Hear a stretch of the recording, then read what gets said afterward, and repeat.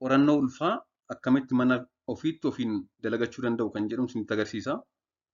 Ulfaa'uu akkamiin dafanii manuma isaaniitti beekuu danda'u kan jedhu. Dubartiin tokko ulfaa'uu ishii mallattoolee yeroo ulfaa kan mudataniin shakkuu dandeessi. Haa ta'u malee dhibbaa dhibbatti shuurii ta'uu fi qorannoo kana geggeessuu qabdi. Mee qorannoo kana meeshaa xiqqoo meeshaa gatii salphaadhaan faarmaasiitii bitamtu kan pireegnaansii test jedhamtu kana bitatanii akkamitti akka manatti hojjechuu danda'an armaan gadiin waliin haa ilaallu. Akkuma viidiyoo kana argaa jirtan kana fincaan xiqqoo meeshaa kanarra bakka kaa'aa jedhamte sana kaa'aa jiru sarara eegaa jiru jechuudha. Yoo sararri kun tokko qofa ta'e kontiroolii bira ta'e ulfi hin jiru. Yoommoo kontirooliis sagaranaa biras jiraate immoo lamaan isaa ol faana jiraate immoo ulfi uumamee jira jechuudha.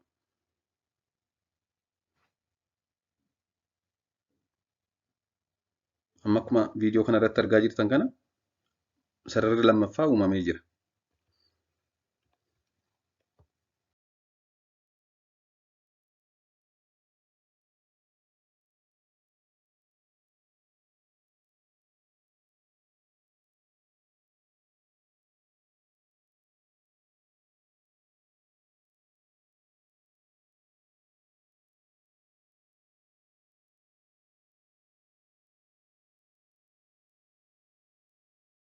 Kanaaf egaa kan gochuu qaban walumaa galatti meeshaa pireegnaansii test jedhamu faarmaasiidhaa bitachuudha. Sanaa booda fincaan qodaa qulqulluu qabuun fincaan fiduudha. Achi immoo fiixee meeshaa pireegnaansii test jedhamu gara tokkoon irraa buqqisuun iddoo irraa buqqifame sana hanga iddoo murtaa'e yookaan yeroo baay'ee hanga tuqaan wayii jirtutti fincaan keessa cuubuudhaa yookaan immoo yoo itti cobsaadha ta'e ajajni isaa bakki itti cobsamu sanatti akkuma armaan olitti agarre kana achitti cobsu. Sanaa booda daqiiqaa 5 hanga 10 fincaan sana keessa tursiisuun booda baasanii ilaalu. Daqiiqaa 5 hanga 10 sarara tokko qoftuu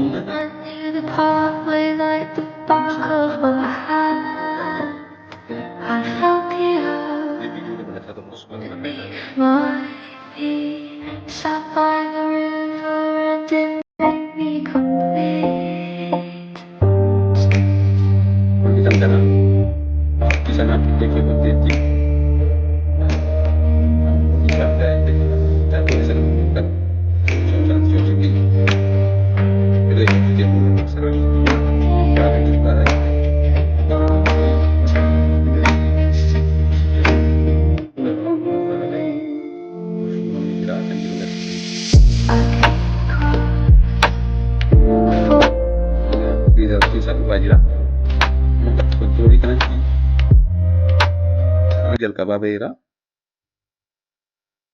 Kan lammaffaa immoo mul'atu hanga ammaatti.